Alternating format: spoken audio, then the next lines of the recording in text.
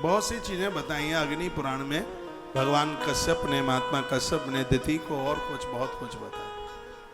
उसको उवासी ही तो आई थी, गर्भ में संतान थी, उवासी आ रही थी उसको। बहुतों का तो मुंह खुला का खुला ही रह जाता, पानी की कमी आ जाती है तो उवासी आती है, भोजन पचता नहीं है तो उवासी आती है, ज़्यादा खा लेते हैं। गर्भ के समय में नारी के लिए ज़्यादा खाना, चाहे जैसा चटकीला मटकीला खाना, ये सब चलता नहीं है। उसके लिए गौ गव्य की बनाई हुई चीज़ें, कुछ लडुआ बनाइए उसके लिए। कैसे बनेंगे मुझे पूछ लेना, मैं बना लेता हूँ। घी के लड्डू बनाइए उसके लिए। सौंठ के लड्डू भी बनते हैं, लेकिन अभी नहीं, गर्मी ज़्यादा है, वो सर्दियों में बनते हैं। घृत के लड्डू कुछ उसमें खाना। एक और उपाय बता रहा हूँ मैं आपको। एक नारियल का खोपरा ऊपर से निकाल कर उसको पूरा घी में भर दो, पूरा का पूरा, इतना बड़ा लो नारियल, गिद्दी का गोला जिसे बोलते हैं, ऊपर से उसको, जो यज्ञ की पुड़ावती में चलता है वो वाला, उसको ऊपर से थोड़ा सा हिस्सा उसका निकाल लो और उसको पूरा का पूरा घी से भर दो।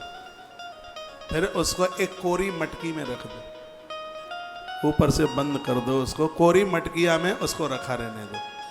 15 दिन, महीना, 2 महीना उसको उसी में रखा रहने दीजिए, वो खराब नहीं होगा। और उसके तत्पश्चात फिर उसको निकाल लीजिए।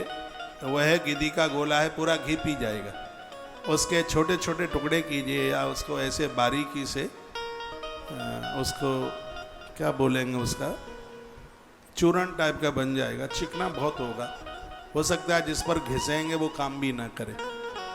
तो छोटे छोटे टुकड़े कर लीजिए उसको, और उसको लपसी बना करके, या उसको और पेय पदार्थ जैसा पीने वाला या खाने वाला, उसमें उसको किसी न किसी प्रकार से गर्भिणी नारी के पेट में वो गिद्दी का गोला जो घी भरा हुआ, महीना, 1.5 महीना या 15 दिन जिसने उस घी को सोख लिया है, वो उसके पेट में पहुँचे। डिलीवरी सुरक्षित होगी, दिव्य होगी, और स्वस्थ भी होगी, और समय पर जन्म लेने वाली होगी।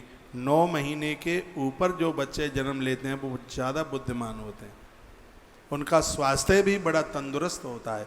एक नारी की लापरवाही की वजह से जो 9 महीने से पहले बच्चे जन्म ले लेते हैं, उनके स्वास्थ्य के लिए बड़ा कष्ट होता है, बड़ी दिक्कत होती है, परेशानी होती है। ऐसे बच्चों को जन्म के समय पर हो सकता है ऑक्सीजन में रखा जाता है, उनके अंग पूर्ण रूप से विकसित नहीं हो पाते और बड़ी दिक्कतें हो जाती हैं। इसलिए मैं तो नारी वर्ग को, मातृशक्ति को बराबर कहता हूँ कि गर्भ में संतान है उस समय बहुत चौकन्ने होने की ज़रूरत है। चाहे जहाँ आना जाना बिल्कुल बंद, बाहर का खाना पीना बिल्कुल बंद, होटलों पर खाना पीना बिल्कुल बंद। जिनके बच्चे विवाह के लायक हो रहे हैं उनके लिए ये आवाज़, कही गई बातें किसी वरदान से कम नहीं होंगी।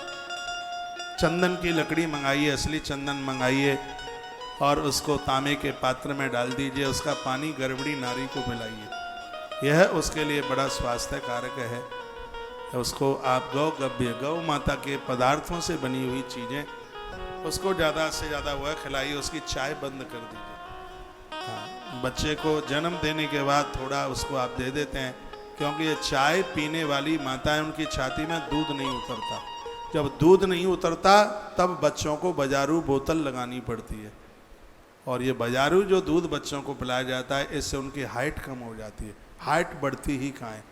यह उनके स्वास्थ्य का विकास नहीं, शरीर के अंगों का विकास नहीं होता, ये बाहरी दूध से। और ये पाउडर वाला दूध है, ये तो विष है, ये समझ लीजिएगा। बाहर का दूध भी है तो वो गऊ माता का दूध हो, लेकिन 6-7 महीने तक तो बच्चे के लिए माँ का ही दूध होना चाहिए। अब समोसा खा के दूध थोड़ी आ जाएगा छाती में, है? चाउमीन खा करके दूध थोड़ी आएगा। दूध आएगा जब दूध से बनी हुई चीज़ें खाई जाएंगी, तब